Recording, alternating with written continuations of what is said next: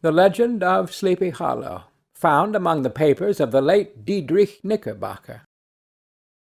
A pleasing land of drowsy head it was, of dreams that wave before the half-shut eye, and of gay castles in the clouds that pass, forever flushing round a summer sky. Castle of Indolence.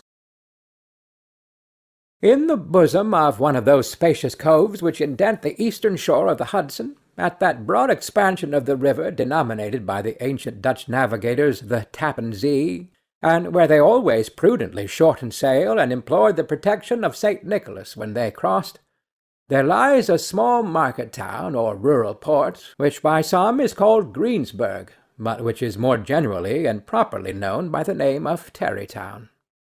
This name was given, we are told, in former days by the good housewives of the adjacent country, from the inveterate propensity of their husbands to linger about the village tavern on market days. Be that as it may, I do not vouch for the fact, but merely advert to it, for the sake of being precise and authentic. Not far from this village, perhaps about 2 miles, there is a little valley, or rather lap of land among high hills, which is one of the quietest places in the whole world. A small brook glides through it, with just murmur enough to lull one to repose, and the occasional whistle of quail or tapping of a woodpecker is almost the only sound that ever breaks in upon the uniform tranquillity. I recollect that when a stripling, my first exploit in squirrel-shooting was in a grove of tall walnut trees that shades one side of the valley. I had wandered into it at noontime, when all nature is peculiarly quiet, and was startled by the roar of my own gun, as it broke the Sabbath stillness around and was prolonged and reverberated by the angry echoes. If ever I should wish for a retreat whither I might steal from the world and its distractions, and dream quietly away the remnant of a troubled life, I know of none more promising than this little valley. From the listless repose of the place, and the peculiar character of its inhabitants, who are descendants from the original Dutch settlers, this sequestered glen has long been known by the name of Sleepy Hollow, and its rustic lads are called the Sleepy Hollow boys throughout all the neighbouring country. A drowsy, dreamy influence seems to hang over the land, and to pervade the very atmosphere. Some say that the place was bewitched by a high German doctor during the early days of the settlement. Others, that an old Indian chief, the prophet or wizard of his tribe, held his powwows there before the country was discovered by Master Hendrik Hudson. Certain it is the place still continues under the sway of some witching power that holds a spell over the minds of the good people, causing them to walk in a continual reverie. They are given to all kinds of marvellous beliefs, are subject to trances and visions, and frequently see strange sights and hear music and voices in the air.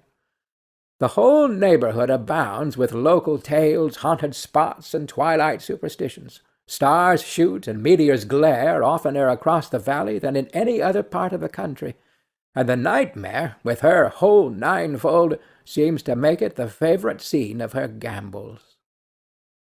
The dominant spirit, however, that haunts this enchanted region, and seems to be commander-in-chief of all the powers of the air, is the apparition of a figure on horseback, without a head.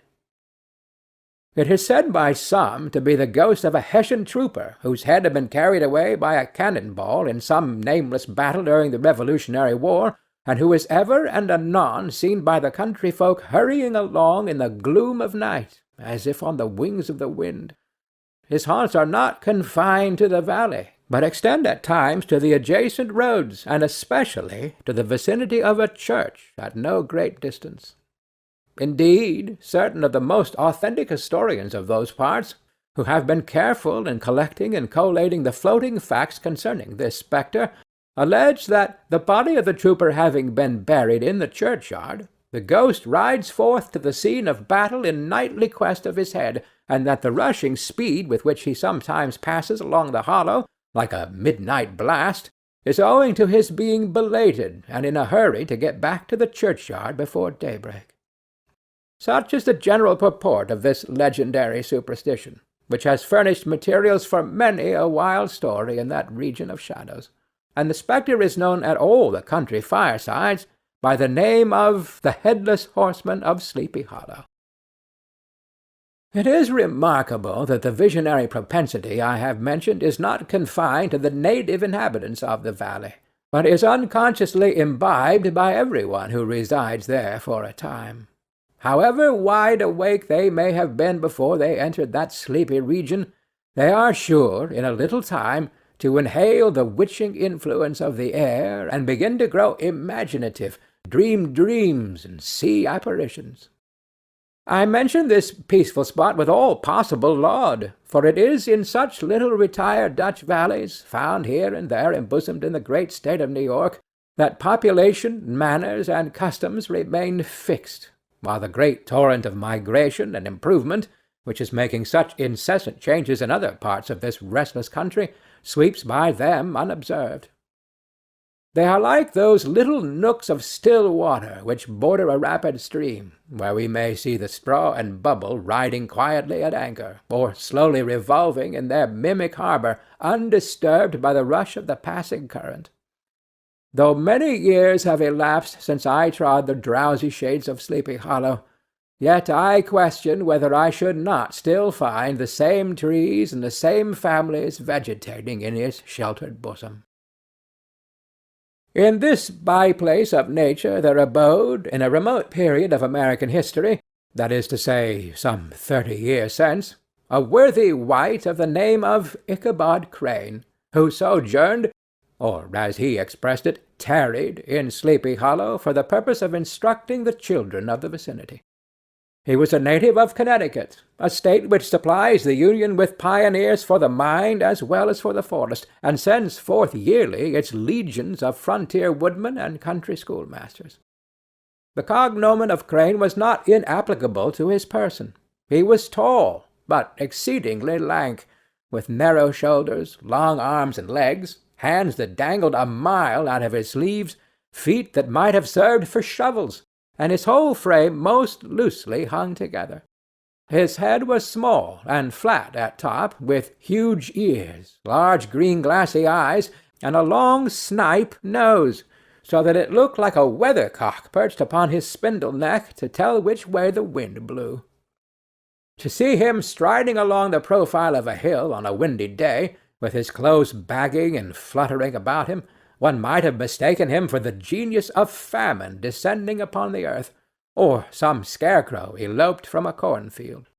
His schoolhouse was a low building of one large room, rudely constructed of laths, the windows partly glazed and partly patched with leaves of old copybooks.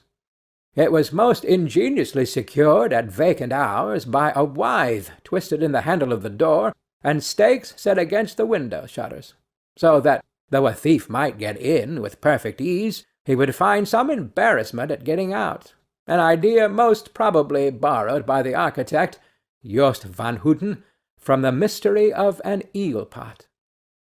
The schoolhouse stood in a rather lonely but pleasant situation, just at the foot of a woody hill, with a brook running close by, and a formidable birch-tree growing at one end of it. From hence the low murmur of his pupils' voices, conning over their lessons, might be heard in a drowsy summer's day like the hum of a beehive, interrupted now and then by the authoritative voice of the master in the tone of menace or command, or, peradventure, by the appalling sound of the birch, as he urged some tardy loiterer along the flowery path of knowledge. Truth to say, he was a conscientious man, and ever bore in mind the golden maxim, spare the rod and spoil the child. Ichabod Crane's scholars certainly were not spoiled. I would not have it imagined, however, that he was one of those cruel potentates of the school who joy in the smart of their subjects. On the contrary, he administered justice with discrimination rather than severity, taking the burden off the backs of the weak and laying it on those of the strong. Your mere puny stripling, that winced at the least flourish of the rod, was passed by with indulgence, but the claims of justice were satisfied by inflicting a double portion on some little tough, wrong-headed, broad-skirted Dutch urchin, who sulked and swelled and grew dogged and sullen beneath the birch. All this he called doing his duty by their parents, and he never inflicted a chastisement without following it by the assurance, so consolatory for the smarting urchin, that he would remember it and thank him for it the longest day he had to live. When school hours were over, he was even the companion and playmate of the larger boys, and on holiday afternoons would convoy some of the smaller ones home, who happened to have pretty sisters, or good housewives for mothers, noted for the comforts of the cupboard. Indeed, it behooved him to keep on good terms with his pupils. The revenue arising from his school was small, and would have been scarcely sufficient to furnish him with daily bread, for he was a huge feeder, and, though lank, had the dilating powers of an anaconda. But, to help out his maintenance, he was, according to country custom in those parts, boarded and lodged at the houses of the farmers whose children he instructed. With these he lived successively, a week at a time, thus going the rounds of the neighbourhood with all his worldly effects tied up in a cotton handkerchief. That all this might not be too onerous on the purses of his rustic patrons, who are apt to consider the costs of schooling a grievous burden, and schoolmasters as mere drones, he had various ways of rendering himself both useful and agreeable. He assisted the farmers occasionally in the lighter labours of their farms, helped to make hay, mended the fences, took the horses to water, drove the cows from pasture, and cut wood for the winter fire. He laid aside, too, all the dominant dignity and absolute sway with which he lorded it in his little empire, the school, and became wonderfully gentle and ingratiating. He found favour in the eyes of the mothers by petting the children, particularly the youngest, and like the lion bold, which whom so magnanimously the lamb did hold, he would sit with a child on one knee, and rock a cradle with his foot for whole hours together. In addition to his other vocations, he was the singing master of the neighbourhood, and picked up many bright shillings by instructing the young folks in psalmody. It was a matter of no little vanity to him on Sundays to take his station in front of the church gallery with a band of chosen singers, where, in his own mind, he completely carried away the palm from the parson.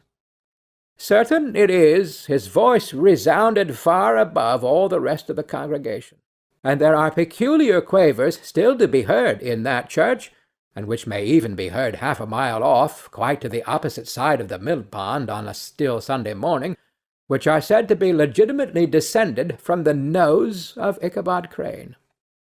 Thus, by divers little makeshifts, in that ingenious way which is commonly denominated by hook and by crook, the worthy pedagogue got on tolerably enough, and was thought, by all who understood nothing of the labour of head-work, to have a wonderfully easy life of it. The schoolmaster is generally a man of some importance in the female circle of a rural neighbourhood, being considered a kind of idle, gentlemanly personage, of vastly superior taste and accomplishments to the rough country swains, and indeed inferior in learning only to the parson.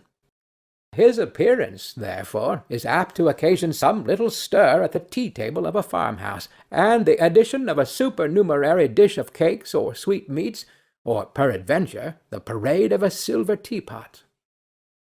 Our man of letters, therefore, was peculiarly happy in the smiles of all the country damsels. How he would figure among them in the churchyard between services on Sundays, gathering grapes for them from the wild vines that overran the surrounding trees, reciting for their amusement all the epitaphs on the tombstones, or sauntering, with a whole bevy of them, along the banks of the adjacent mill-pond, where the more bashful country bumpkins hung sheepishly back, envying his superior elegance and address. From his half-itinerant life, also, he was a kind of travelling gazette, carrying the whole budget of local gossip from house to house, so that his appearance was always greeted with satisfaction. He was, moreover, esteemed by the women as a man of great erudition, for he had read several books quite through, and was a perfect master of Cotton Mather's History of New England Witchcraft, in which, by the way, he most firmly and potently believed. He was, in fact, an odd mixture of small shrewdness and simple credulity. His appetite for the marvellous and his powers of digesting it were equally extraordinary, and both had been increased by his residence in this spell-bound region. No tale was too gross or monstrous for his capacious swallow.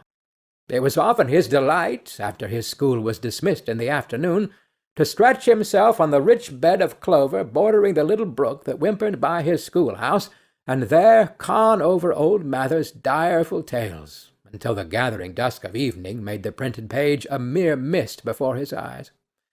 Then, as he wended his way by swamp and stream and awful woodland to the farmhouse where he happened to be quartered, every sound of nature at that witching hour fluttered his excited imagination. The moan of the whippoorwill from the hillside, the boding cry of the tree-toad, that harbinger of storm, the dreary hooting of the screech-owl, or the sudden rustling in the thicket of birds frightened from their roost. The fireflies, too, which sparkled most vividly in the darkest places, now and then startled him, as one of uncommon brightness would stream across his path. And if, by chance, a huge blockhead of a beetle came winging his blundering flight against him, the poor varlet was ready to give up the ghost, with the idea that he was struck with a witch's token. His only resource on such occasions, either to drown thought or drive away evil spirits, was to sing psalm tunes, and the good people of Sleepy Hollow, as they sat by their doors of an evening, were often filled with awe at hearing his nasal melody in linked sweetness long drawn out, floating from the distant hill, or along the dusky road. Another of his sources of fearful pleasure was to pass long winter evenings with the old Dutch wives, as they sat spinning by the fire, with a row of apples roasting and spluttering along the hearth, and listened to their marvellous tales of ghosts and goblins, and haunted fields, and haunted brooks, and haunted bridges, and haunted houses, and particularly of the headless horseman, or galloping Hessian of the Hollow, as they sometimes called him. He would delight them equally by his anecdotes of witchcraft, and of the direful omens and portentous sights and sounds in the air which prevailed in the earlier times of Connecticut, and would frighten them woefully with speculations upon comets and shooting stars, and with the alarming fact that the world did absolutely turn round, and that they were half the time topsy-turvy. But if there was a pleasure in all this, while snugly cuddling in the chimney-corner of a chamber that was all of a ruddy glow from the crackling wood-fire, and where, of course, no spectre dared to show his face, it was dearly purchased by the terrors of his subsequent walk homewards. What fearful shapes and shadows beset his path, amidst the dim and ghastly glare of a snowy night! With what wistful look did he eye every trembling ray of light streaming across the waste fields from some distant window!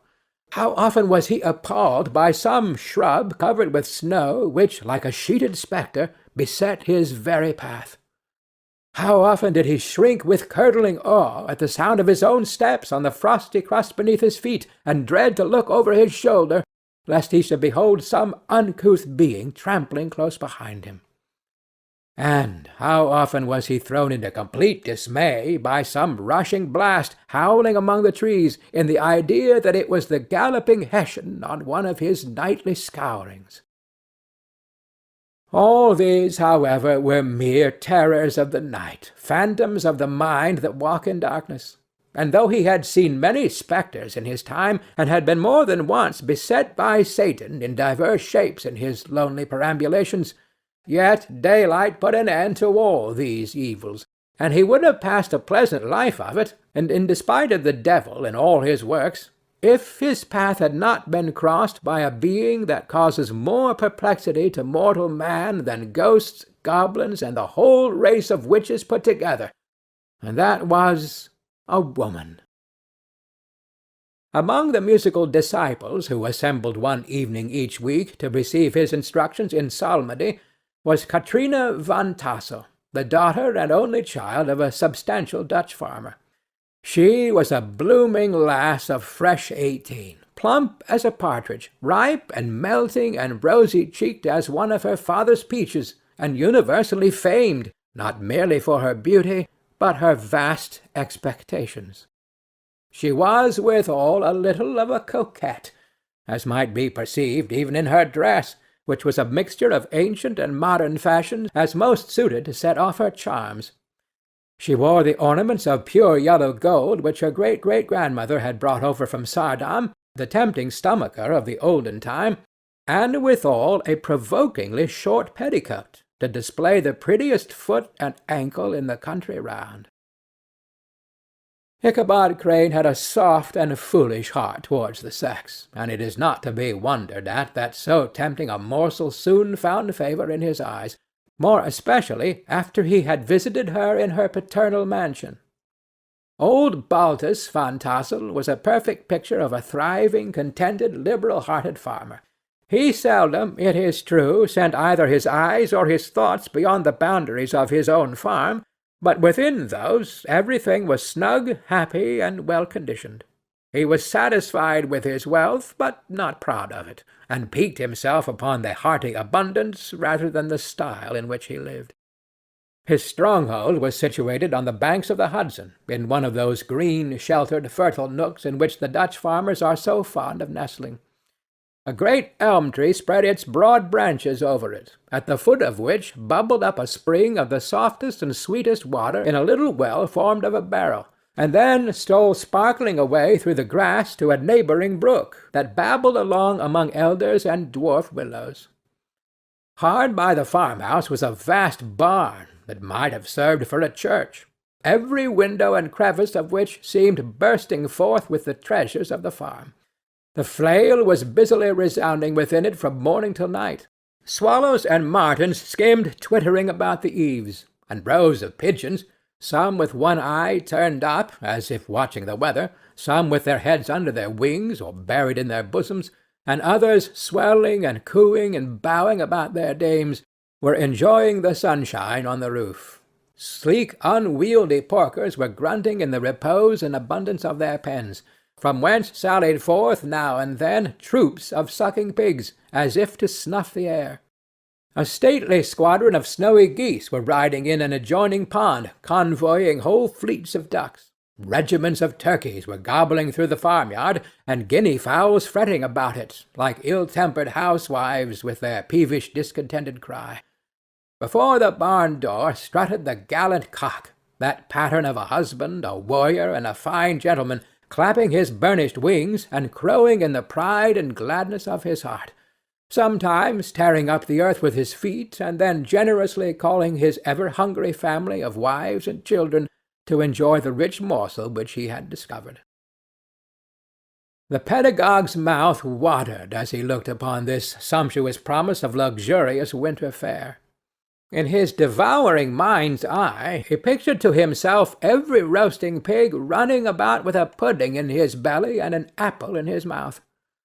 The pigeons were snugly put to bed in a comfortable pie and tucked in with a coverlet of crust. The geese were swimming in their own gravy, and the ducks pairing cosily in dishes like snug married couples, with a decent competency of onion sauce. In the porkers he saw carved out the future sleek side of bacon and juicy relishing ham. Not a turkey but he beheld daintily trussed up, with its gizzard under its wing, and peradventure a necklace of savoury sausages. And even bright Chanticleer himself lay sprawling on his back, in a side dish, with uplifted claws, as if craving that quarter which his chivalrous spirit disdained to ask while living. As the enraptured Ichabod fancied all this, and as he rolled his great green eyes over the fat meadowlands, the rich fields of wheat, of rye, of buckwheat, and Indian corn, and the orchards burdened with ruddy fruit, which surrounded the warm tenement of Van Tassel, his heart yearned after the damsel who was to inherit these domains, and his imagination expanded with the idea how they might be readily turned into cash, and the money invested in immense tracts of wild land and shingle palaces in the wilderness. Nay, his busy fancy already realized his hopes, and presented to him the blooming Katrina, with a whole family of children, mounted on the top of a wagon loaded with household trumpery, with pots and kettles dangling beneath. And he beheld himself bestriding a pacing mare, with a colt at her heels, setting out for Kentucky, Tennessee, or the Lord knows where. When he entered the house, the conquest of his heart was complete. It was one of those spacious farmhouses with high-ridged but lowly sloping roofs, built in the style handed down from the first Dutch settlers. The low projecting eaves forming a piazza along the front, capable of being closed up in bad weather. Under this were hung flails, harness, various utensils of husbandry, and nets for fishing in the neighbouring river. Benches were built along the sides for summer use, and a great spinning wheel at one end, and a churn at the other, showed the various uses to which this important porch might be devoted. From this piazza the wandering Ichabod entered the hall, which formed the centre of the mansion and the place of usual residence. Here rows of resplendent pewter, ranged on a long dresser, dazzled his eyes. In one corner stood a huge bag of wool ready to be spun. In another a quantity of linsey-woolsey just from the loom. Ears of Indian corn and strings of dried apples and peaches hung in gay festoons along the walls, mingled with the gaud of red peppers. And a door left ajar gave him a peep into the best parlour, where the claw-footed chairs and dark mahogany tables shone like mirrors. Andirons, with their accompanying shovel and tongs, glistened from their coverts of asparagus tops. Mock oranges and conch shells decorated the mantelpiece. Strings of various-coloured birds' eggs were suspended above it. A great ostrich egg was hung from the centre of the room, and a corner cupboard, knowingly left open, displayed immense treasures of old silver and well-mended china. From the moment Ichabod laid his eyes upon these regions of delight, the peace of his mind was at an end, and his only study was how to gain the affections of the peerless daughter of Van Tassel.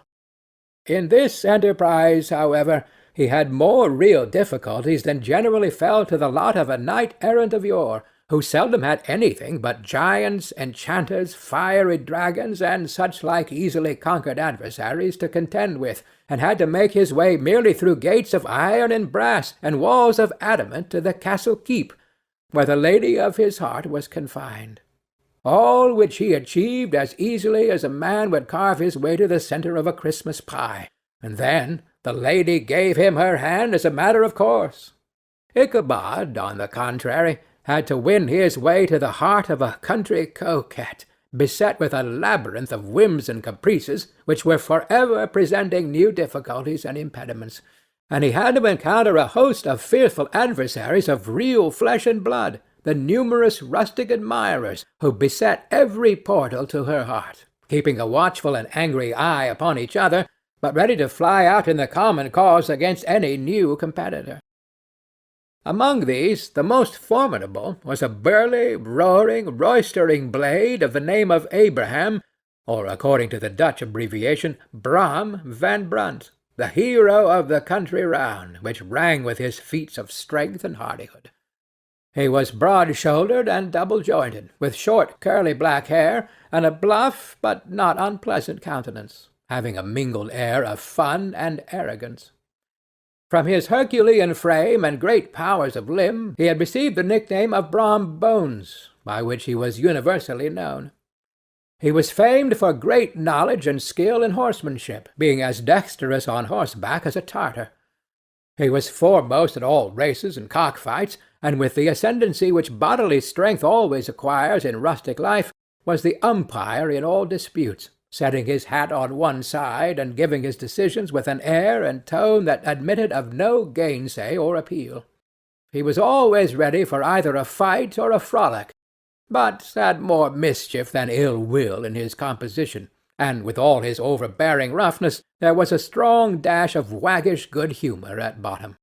He had 3 or 4 boon companions, who regarded him as their model, and at the head of whom he scoured the country, attending every scene of feud or merriment for miles around. In cold weather he was distinguished by a fur cap, surmounted with a flaunting fox's tail, and when the folks at a country gathering descried this well-known crest at a distance, whisking about among a squad of hard riders, they always stood by for a squall. Sometimes his crew would be heard dashing along past the farmhouses at midnight, with whoop and halloo like a troop of Don Cossacks, and the old dames, startled out of their sleep, would listen for a moment till the hurry-scurry had clattered by, and then exclaim, "Aye, there goes Brom Bones and his gang!"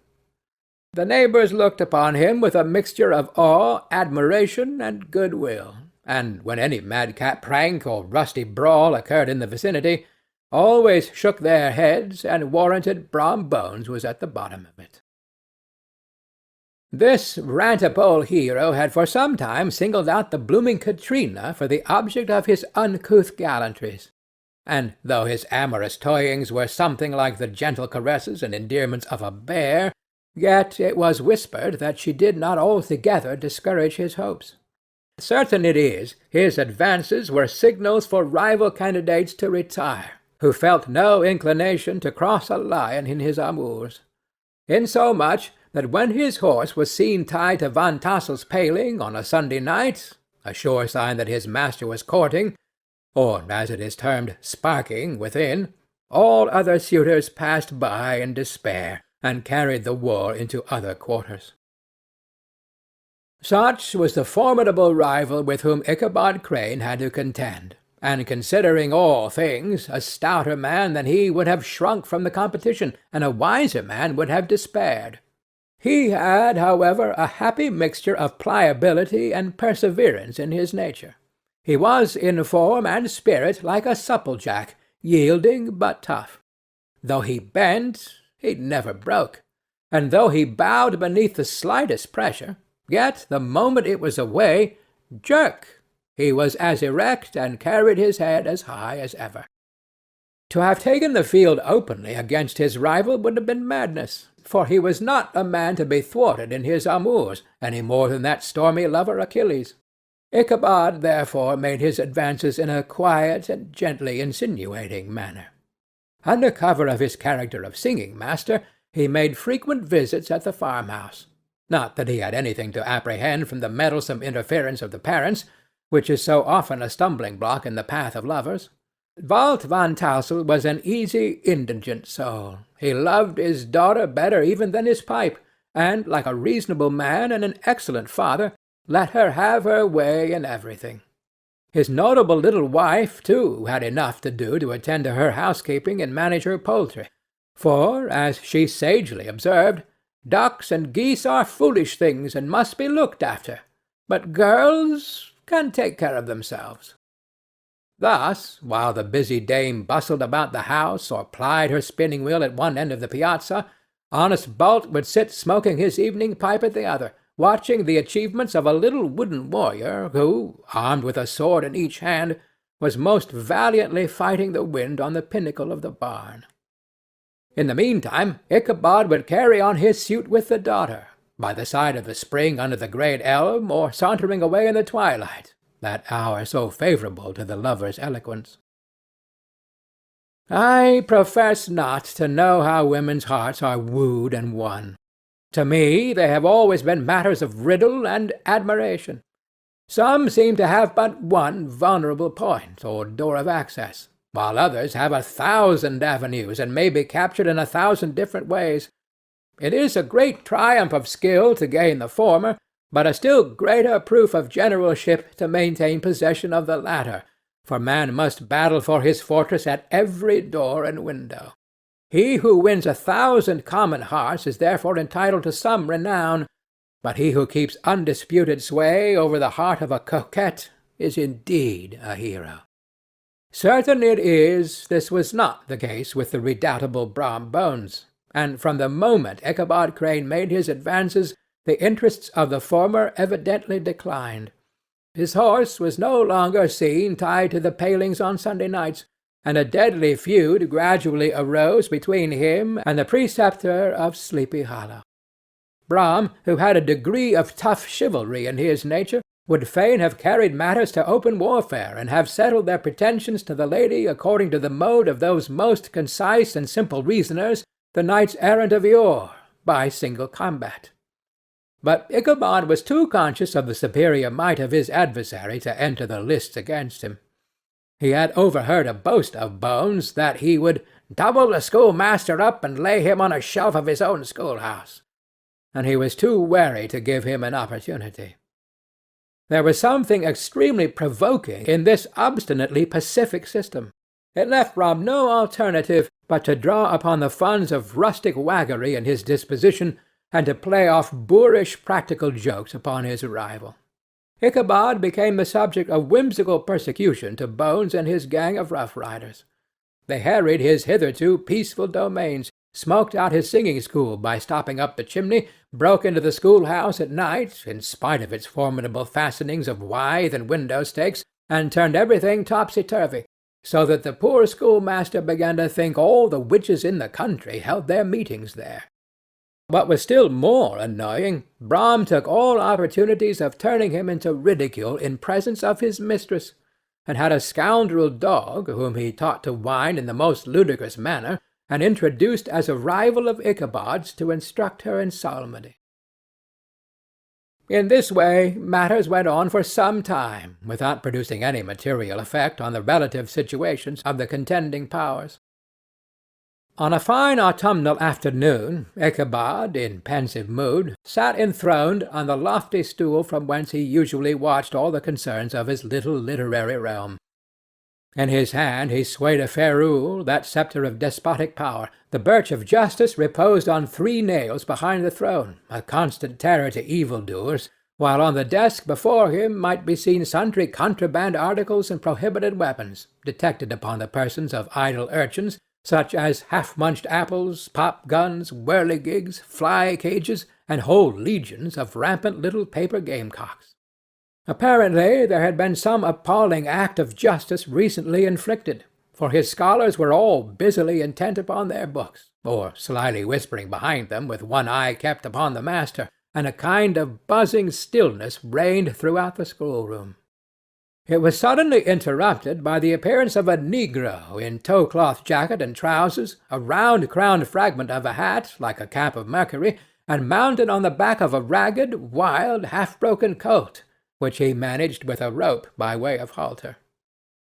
He came clattering up to the school-door with an invitation to Ichabod to attend a merry-making or quilting frolic to be held that evening at Mynheer Van Tassel's, and having delivered his message with that air of importance and effort at fine language which a negro is apt to display on petty embassies of the kind, he dashed over the brook, and was seen scampering away up the hollow, full of the importance and hurry of his mission. All was now hustle and hubbub in the late quiet schoolroom.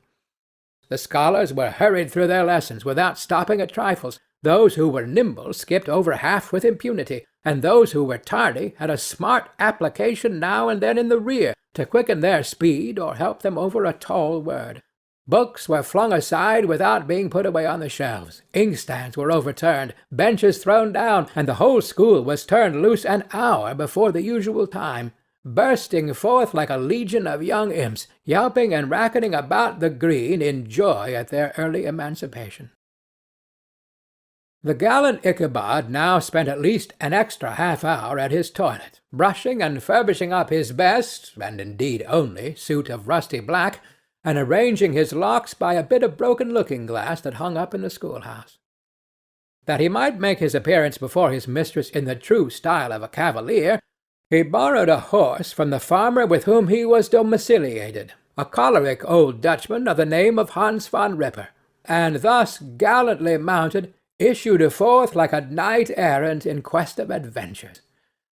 But it is meet I should, in the true spirit of romantic story, give some account of the looks and equipments of my hero and his steed. The animal he bestrode was a broken-down plough-horse that had outlived almost everything but its viciousness. He was gaunt and shagged, with a hewn neck and a head like a hammer. His rusty mane and tail were tangled and knotted with burrs. One eye had lost its pupil, and was glaring and spectral, but the other had the gleam of a genuine devil in it. Still, he must have had fire and metal in his day, if we may judge from the name he bore of Gunpowder. He had, in fact, been a favourite steed of his master's, the choleric Van Ripper, who was a furious rider, and had infused, very probable, some of his own spirit into the animal, for, old and broken down as he looked, there was more of the lurking devil in him than in any young filly in the country. Ichabod was a suitable figure for such a steed. He rode with short stirrups, which brought his knees nearly up to the pommel of the saddle. His sharp elbows stuck out like grasshoppers. He carried his whip perpendicularly in his hand, like a sceptre, and as his horse jogged on, the motion of his arms was not unlike the flapping of a pair of wings. A small wool hat rested on the top of his nose, for so his scanty strip of forehead might be called, and the skirts of his black coat fluttered out almost to the horse's tail.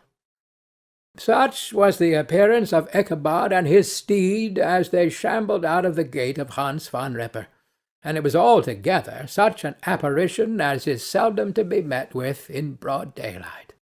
Part 2. Read by Bob Neufeld. It was, as I have said, a fine autumnal day. The sky was clear and serene, and nature wore that rich and golden livery which we always associate with the idea of abundance. The forests had put on their sober brown and yellow, while some trees of the tenderer kind had been nipped by the frosts into brilliant dyes of orange, purple, and scarlet. Streaming files of wild ducks began to make their appearance high in the air. The bark of the squirrel might be heard from the groves of beech and hickory nuts, and the pensive whistle of the quail at intervals from the neighbouring stubble-field. The small birds were taking their farewell banquets. In the fullness of their revelry they fluttered, chirping and frolicking from bush to bush and tree to tree, capricious from the very profusion and variety around them. There was the honest cock-robin, the favourite game of stripling sportsmen, with its long querulous note, and the twittering blackbirds flying in sable clouds, and the golden-winged woodpecker with his crimson crest, his broad black gorget and splendid plumage, and the cedar-bird with its red-tipped wings and yellow-tipped tail and its little Montero cap of feathers, and the blue-jay, that noisy coxcomb, in his gay light-blue coat and white underclothes, screaming and chattering, nodding and bobbing and bowing, and pretending to be on good terms with every songster of the grove. As Ichabod jogged slowly on his way, his eye, ever open to every symptom of culinary abundance, ranged with delight over the treasures of jolly autumn. On all sides he beheld vast store of apples, some hanging in oppressive opulence on the trees, some gathered into baskets and barrels for the market, others heaped up in rich piles for the cider press. Farther on he beheld great fields of Indian corn, with its golden ears peeping from their leafy coverts, and holding out the promise of cakes and hasty pudding, and the yellow pumpkins lying beneath them, turning up their fair round bellies to the sun, and giving ample prospects of the most luxurious of pies. And anon he passed the fragrant buckwheat fields, breathing the odour of the beehive, and as he beheld them, soft anticipations stole over his mind of dainty slapjacks, well buttered and garnished with honey or treacle by the delicate little dimpled hand of Katrina Van Tassel. Thus, feeding his mind with many sweet thoughts and sugared suppositions, he journeyed along the sides of a range of hills which look out upon some of the goodliest scenes of the mighty Hudson. The sun gradually wheeled his broad disk down in the west. The wide bosom of the Tappan Zee lay motionless and glassy, excepting that here and there a gentle undulation waved and prolonged the blue shadow of the distant mountain. A few amber clouds floated in the sky, without a breath of air to move them. The horizon was of a fine golden tint, changing gradually into a pure apple green, and from that into the deep blue of the mid-heaven. A slanting ray lingered on the wooden crests of the precipices that overhung some parts of the river, giving greater depth to the dark grey and purple of their rocky sides. A sloop was loitering in the distance, dropping slowly down with the tide, her sail hanging uselessly against the mast, and as the reflection of the sky gleamed along the still water, it seemed as if the vessel was suspended in the air. It was toward evening that Ichabod arrived at the castle of the Herr von Tassel, which he found thronged with the pride and flower of the adjacent country. Old farmers, a spare leathern-faced race, in homespun coats and breeches, blue stockings, huge shoes, and magnificent pewter buckles. Their brisk, withered little dames, in close-crimped caps, long-waisted short gowns, homespun petticoats, with scissors and pin-cushions, and gay calico pockets hanging on the outside. Buxom lasses, almost as antiquated as their mothers, excepting where a straw hat, a fine ribbon, or perhaps a white frock gave symptoms of city innovation. The sons, in short, square-skirted coats, with rows of stupendous brass buttons, and their hair generally queued in the fashion of the times, especially if they could procure an eel-skin for the purpose, it being esteemed throughout the country as a potent nourisher and strengthener of the hair. Brom Bones, however, was the hero of the scene, having come to the gathering on his favourite steed, Daredevil, a creature, like himself, full of mettle and mischief, and which no one but himself could manage. He was, in fact, noted for preferring vicious animals, given to all kinds of tricks, which kept the rider in constant risk of his neck, for he held a tractable, well-broken horse as unworthy of a lad of spirit. Fain would I pause to dwell upon the world of charms that burst upon the enraptured gaze of my hero as he entered the state parlour of Van Tassel's mansion. Not those of the bevy of buxom lasses with their luxurious display of red and white, but the ample charms of a genuine Dutch country tea-table in the sumptuous time of autumn. Such heaped-up platters of cakes, of various and almost indescribable kinds, known only to experienced Dutch housewives. There was the doughty doughnut, the tender olykoek, and the crisp and crumbling cruller, sweet cakes and short cakes, ginger cakes and honey cakes, and the whole family of cakes. And then there were the apple pies, and peach pies, and pumpkin pies, besides slices of ham and smoked beef, and moreover delectable dishes of preserved plums and peaches and pears and quinces, not to mention broiled shad and roasted chickens, together with bowls of milk and cream, all mingled higgledy-piggledy, pretty much as I have enumerated them, with the motherly teapot sending up its clouds of vapour from the midst. Heaven bless the mark! I want breath and time to discuss this banquet as it deserves, and am too eager to get on with my story. Happily, Ichabod Crane was not in so great a hurry as his historian, but did ample justice to every dainty. He was a kind and thankful creature, whose heart dilated in proportion as his skin was filled with good cheer, and its spirits rose with eating as some men's do with drink. He could not help, too, rolling his large eyes round him as he ate, and chuckling with the possibility that he might one day be lord of all this scene of almost unimaginable luxury and splendor. Then, he thought, how soon he'd turn his back upon the old schoolhouse, snap his fingers in the face of Hans von Ripper and every other niggardly patron, and kick any itinerant pedagogue out of doors that should dare to call him comrade. Old Baltus van Tassel moved about among his guests with a face dilated with content and good humour, round and jolly as the harvest moon. His hospitable attentions were brief but expressive, being confined to a shake of the hand, a slap on the shoulder, a loud laugh, and a pressing invitation to fall to and help themselves. And now the sound of the music from the common room or hall summoned to the dance.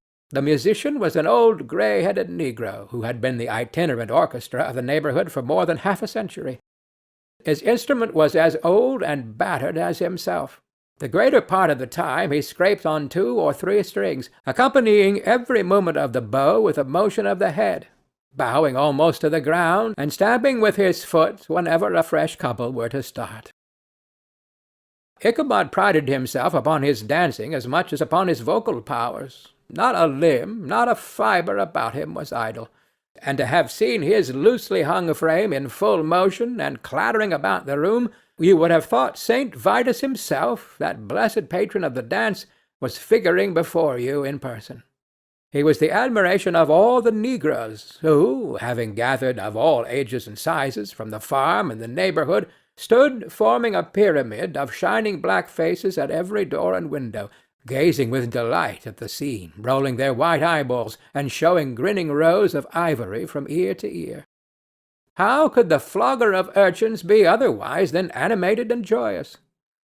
The lady of his heart was his partner in the dance, and smiling graciously in reply to all his amorous oglings, while Brom Bones, sorely smitten with love and jealousy, sat brooding by himself in one corner.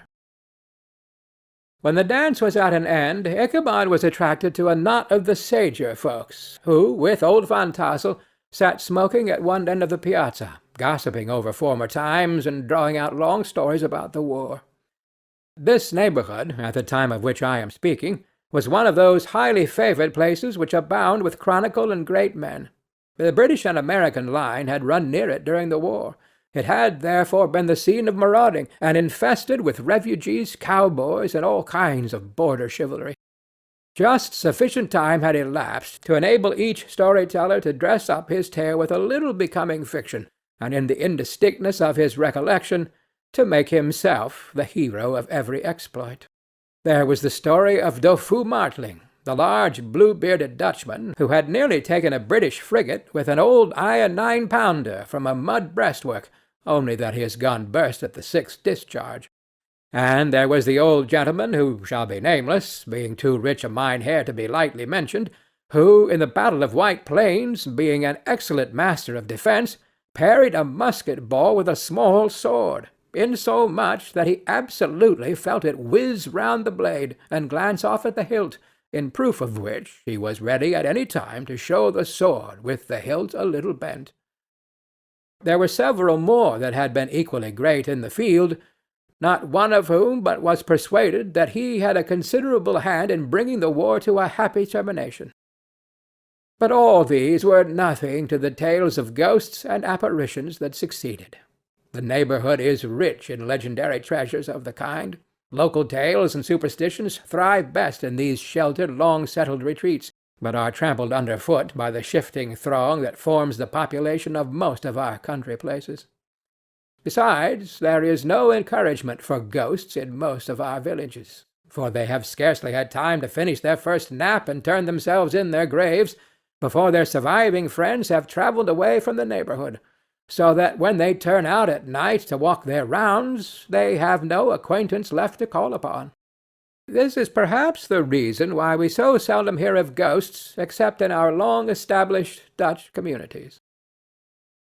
The immediate cause, however, of the prevalence of supernatural stories in these parts was doubtless owing to the vicinity of Sleepy Hollow. There was a contagion in the very air that blew from that haunted region. It breathed forth an atmosphere of dreams and fancies infecting all the land. Several of the Sleepy Hollow feeler were present at Van Tassel's, and, as usual, were doling out their wild and wonderful legends. Many dismal tales were told about funeral trains, and mourning cries and wailings heard and seen about the great tree where the unfortunate Major Andre was taken, and which stood in the neighborhood. Some mention was made also of the woman in white that haunted the dark glen at Raven Rock, and was often heard to shriek on winter nights before a storm, having perished there in the snow. The chief part of the stories, however, turned upon the favourite spectre of Sleepy Hollow, the Headless Horseman, who had been heard several times of late patrolling the country, and, it was said, tethered his horse nightly among the graves in the churchyard. The sequestered situation of this church seems almost to have made it a favourite haunt of troubled spirits. It stands on a knoll surrounded by locust trees and lofty elms, from among which its decent whitewashed walls shine modestly forth, like Christian purity beaming through the shades of retirement. A gentle slope descends from it to a silver sheet of water, bordered by high trees, between which peeps may be caught at the blue hills of the Hudson. To look upon its grass-grown yard, where the sunbeams seem to sleep so quietly, one would think that there at least the dead might rest in peace. On one side of the church extends a wide woody dell, along which raves a large brook among broken rocks and trunks of fallen trees. Over a deep black part of the stream, not far from the church, was formerly thrown a wooden bridge. The road that led to it and the bridge itself were thickly shaded by overhanging trees, which cast a gloom about it even in the daytime, but occasioned a fearful darkness at night. Such was one of the favourite haunts of the headless horseman, and the place where he was most frequently encountered.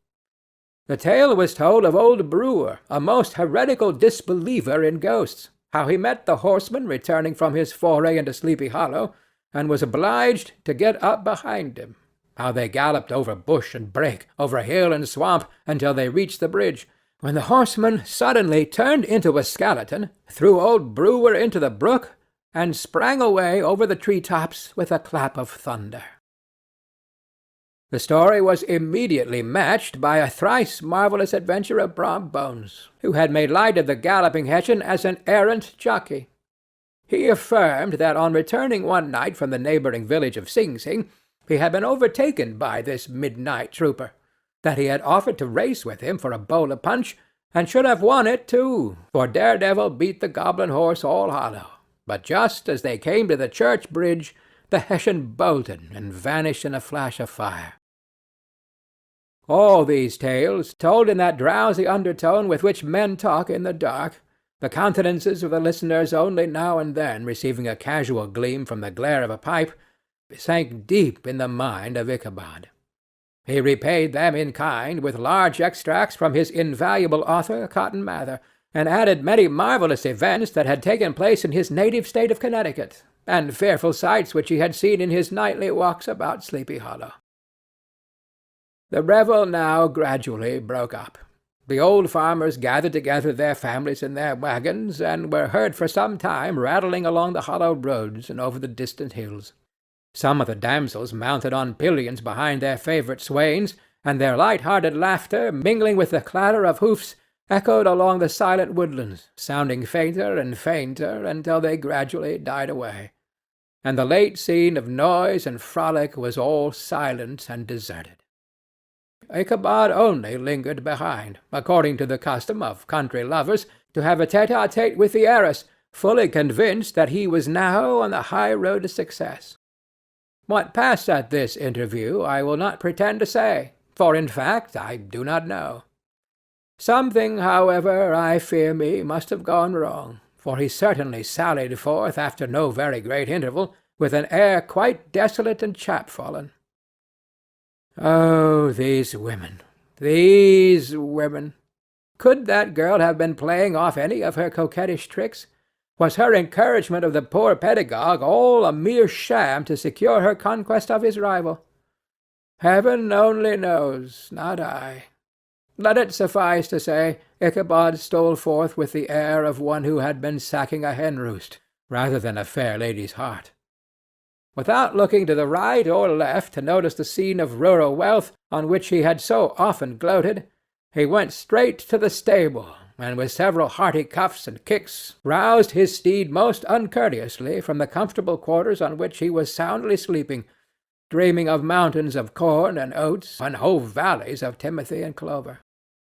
It was the very witching time of night that Ichabod, heavy-hearted and crestfallen, pursued his travels homewards, along the sides of the lofty hills which rise above Tarrytown, and which he had traversed so cheerily in the afternoon. The hour was as dismal as himself. Far below him the Tappan Zee spread its dusky and indistinct waste of waters, with here and there the tall mast of a sloop riding quietly at anchor under the land. In the dead hush of midnight he could even hear the barking of the watch-dog from the opposite shore of the Hudson, but it was so vague and faint as only to give an idea of his distance from this faithful companion of man. Now and then, too, the long-drawn crowing of a cock, accidentally awakened, would sound far, far off, from some farmhouse away among the hills, but it was like a dreaming sound in his ear. No signs of life occurred near him, but occasionally the melancholy chirp of a cricket, or perhaps the guttural twang of a bullfrog from a neighbouring marsh, as if sleeping uncomfortably and turning suddenly in his bed. All the stories of ghosts and goblins that he had heard in the afternoon now came crowding upon his recollection. The night grew darker and darker, the stars seemed to sink deeper in the sky, and driving clouds occasionally hid them from his sight. He had never felt so lonely and dismal. He was, moreover, approaching the very place where many of the scenes of the ghost stories had been laid. In the centre of the road stood an enormous tulip-tree, which towered like a giant above all the other trees of the neighbourhood, and formed a kind of landmark. Its limbs were gnarled and fantastic, large enough to form trunks to ordinary trees, twisting down almost to the earth, and rising again into the air. It was connected with the tragical story of the unfortunate Andre, who had been taken prisoner hard by, and was universally known by the name of Major Andre's tree. The common people regarded it with a mixture of respect and superstition, partly out of sympathy for the fate of its ill-starred namesake, and partly from the tales of strange sights and doleful emanations told concerning it. As Ichabod approached this fearful tree, he began to whistle. He thought his whistle was answered. It was but a blast sweeping sharply through the dry branches. As he approached a little nearer, he thought he saw something white hanging in the midst of the tree. He paused and ceased whistling, but, on looking more narrowly, perceived that it was a place where the tree had been scathed by lightning, and the white wood laid bare. Suddenly he heard a groan. His teeth chattered, and his knees smote against the saddle. It was but the rubbing of one huge bough upon another, as they were swayed about by the breeze. He passed the tree in safety, but new perils lay before him. About 200 yards from the tree, a small brook crossed the road and ran into a marshy and thickly wooded glen known by the name of Wiley's Swamp. A few rough logs, laid side by side, served as a bridge over this stream. On that side of the road where the brick entered the wood, a group of oaks and chestnuts, matted thick with wild grapevines, threw a cavernous gloom over it. To pass this bridge was the severest trial. It was at this identical spot that the unfortunate Andre was captured, and under the covert of these chestnuts and vines were the sturdy yeomen concealed who surprised him. This has ever since been considered a haunted stream, and fearful are the feelings of the schoolboy who has to pass it alone after dark. As he approached the stream, his heart began to thump. He summoned up, however, all his resolution, gave his horse half a score of kicks in the ribs, and attempted to dash briskly across the bridge. But instead of starting forward, the perverse old animal made a lateral movement and ran broadside against the fence. Ichabod, whose fears increased with the delay, jerked the reins on the other side, and kicked lustily with the contrary foot. It was all in vain. His steed started, it is true, but it was only to plunge to the opposite side of the road, into a thicket of brambles and alder bushes. The schoolmaster now bestowed both whip and heel upon the starveling ribs of old Gunpowder, who dashed forward, snuffling and snorting, but came to stand just by the bridge, with a suddenness that nearly sent his rider sprawling over his head. Just at this moment, a plashy tramp by the side of the bridge caught the sensitive ear of Ichabod. In the dark shadow of the grove, on the margin of the brook, he beheld something huge, misshapen, and towering. It stirred not, but seemed gathered up in the gloom, like some gigantic monster ready to spring upon the traveller. The hair of the affrighted pedagogue rose upon his head with terror. What was to be done? To turn and fly was now too late, and besides, what chance was there of escaping ghost or goblin, if such it was, which could ride upon the wings of the wind? Summoning up, therefore, a show of courage, he demanded in stammering accents, "Who are you?" He received no reply. He repeated his demand in a still more agitated voice. Still there was no answer. Once more he cudgelled the sides of the inflexible Gunpowder, and shutting his eyes, broke forth with involuntary fervour into a psalm tune. Just then the shadowy object of alarm put itself in motion, and with a scramble and a bound stood at once in the middle of the road. Though the night was dark and dismal, yet the form of the unknown might now in some degree be ascertained. He appeared to be a horseman of large dimensions, and mounted on a black horse of powerful frame. He made no offer of molestation or sociability, but kept aloof on one side of the road, jogging along on the blind side of old Gunpowder, who had now got over his fright and waywardness.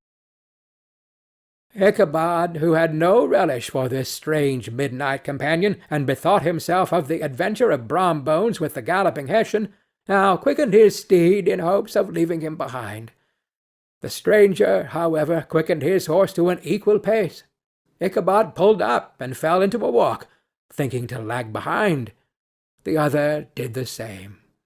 His heart began to sink within him. He endeavoured to resume his psalm tune, but his parched tongue clove to the roof of his mouth, and he could not utter a stave.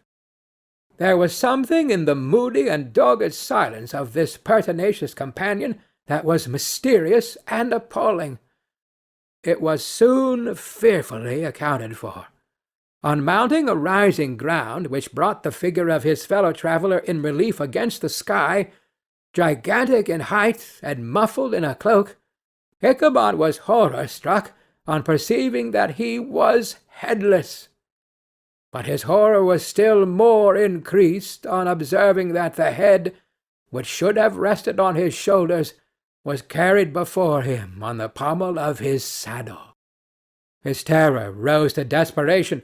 He rained a shower of kicks and blows upon Gunpowder, hoping for a sudden movement to give his companion the slip, but the spectre started full jump with him.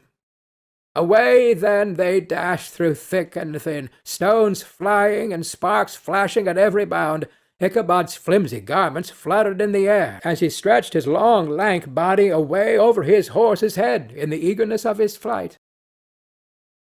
They had now reached the road which turns off Sleepy Hollow, but Gunpowder, who seemed possessed with a demon, instead of keeping up it, made an opposite turn and plunged headlong downhill to the left. This road leads through a sandy hollow shaded by trees for about 1/4 of a mile, where it crosses the bridge famous in goblin story, and just beyond swells the green knoll on which stands the whitewashed church. As yet, the panic of the steed had given his unskilful rider an apparent advantage in the chase, but just as he had got half-way through the hollow, the girths of the saddle gave way, and he felt it slipping from under him. He seized it by the pommel and endeavoured to hold it firm, but in vain, and had just time to save himself by clasping old Gunpowder round the neck, when the saddle fell to the earth, and he heard it trampled underfoot by his pursuer. For a moment the terror of Hans Van Ripper's wrath passed across his mind, for it was his Sunday saddle, but this was no time for petty fears. The goblin was hard on his haunches, and, unskilful rider that he was, he had much ado to maintain his seat, sometimes slipping on one side, sometimes on another, and sometimes jolted on the high ridge of his horse's backbone, with a violence that he verily feared would cleave him asunder. An opening in the trees now cheered him with the hopes that the church bridge was at hand. The wavering reflection of a silver star in the bosom of the brook told him that he was not mistaken. He saw the walls of the church dimly glaring under the trees beyond. He recollected the place where Brom Bones's ghostly competitor had disappeared.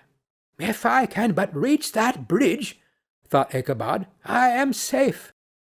Just then he heard the black steed panting and blowing close behind him. He even fancied that he felt its hot breath.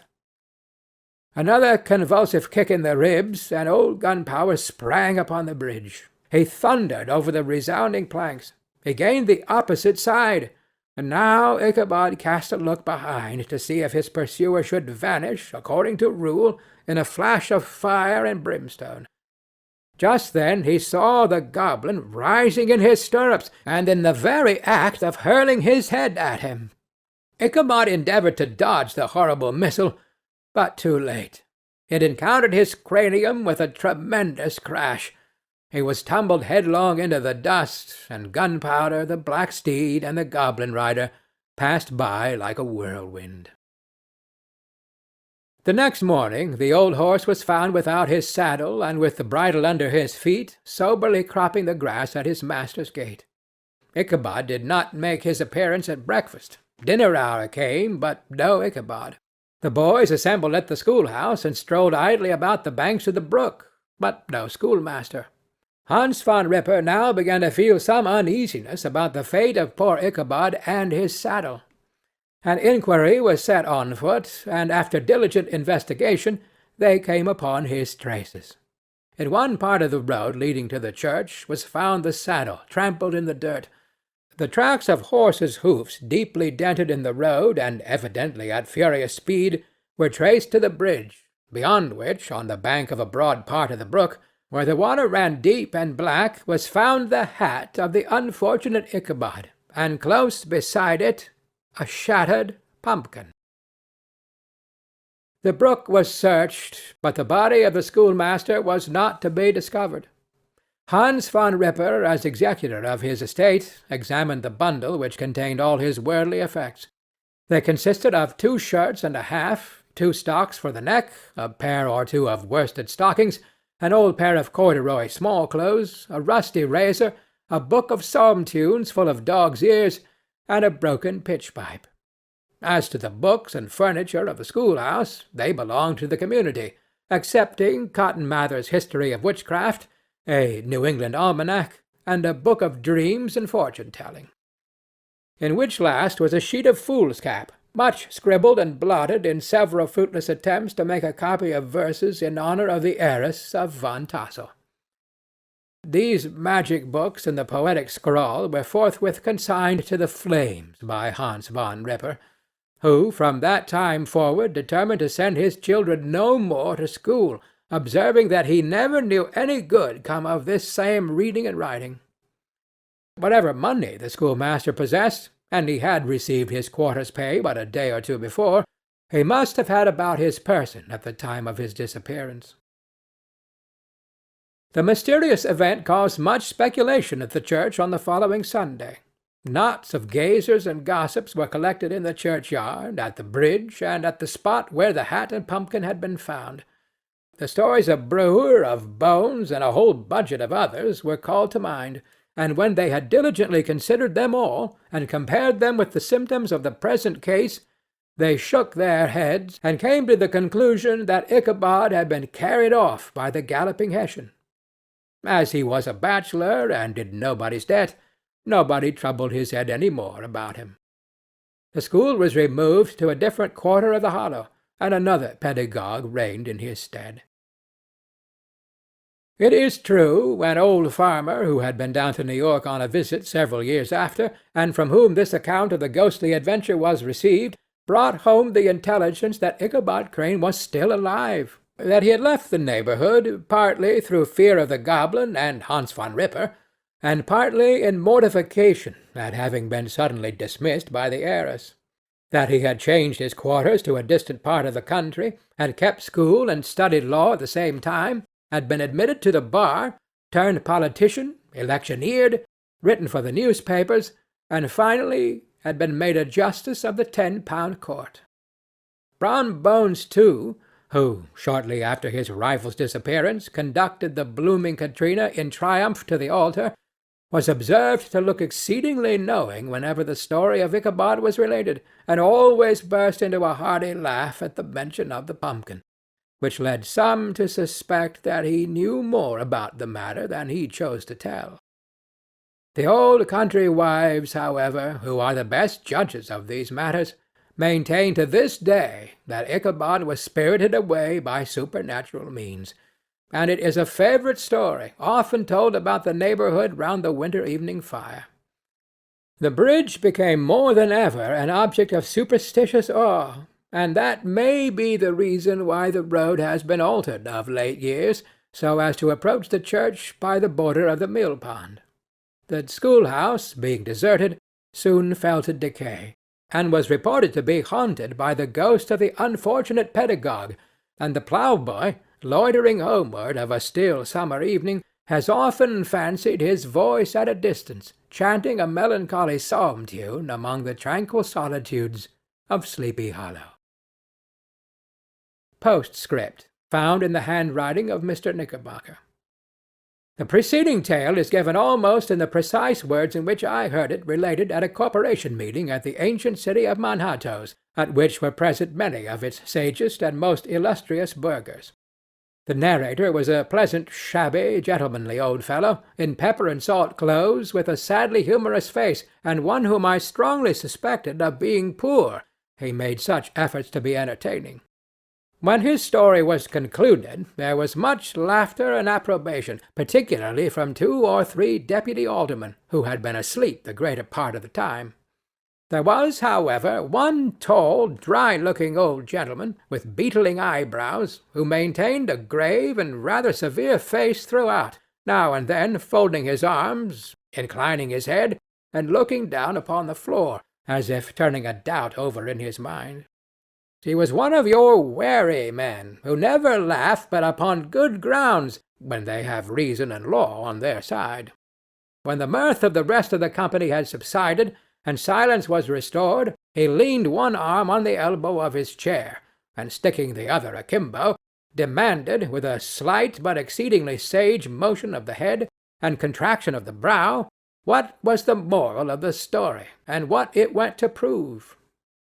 The story-teller, who was just putting a glass of wine to his lips as a refreshment after his toils, paused for a moment, looked at his inquirer with an air of infinite deference, and lowering the glass slowly to the table, observed that the story was intended most logically to prove that there is no situation in life but has its advantages and pleasures, provided we will but take a joke as we find it. That, therefore, he that runs races with goblin troopers is likely to have rough riding of it. Ergo, for a country schoolmaster to be refused the hand of a Dutch heiress is a certain step to high preferment in the state. The cautious old gentleman knit his brows tenfold closer after this explanation, being sorely puzzled by the ratiocination of the syllogism, while, methought, the one in pepper and salt eyed him with something of a triumphant leer. At length he observed that all this was very well, but still he thought the story a little on the extravagant. There were 1 or 2 points on which he had his doubts. "Faith, sir," replied the story-teller, "as to that matter, I don't believe one half of it myself." D.K.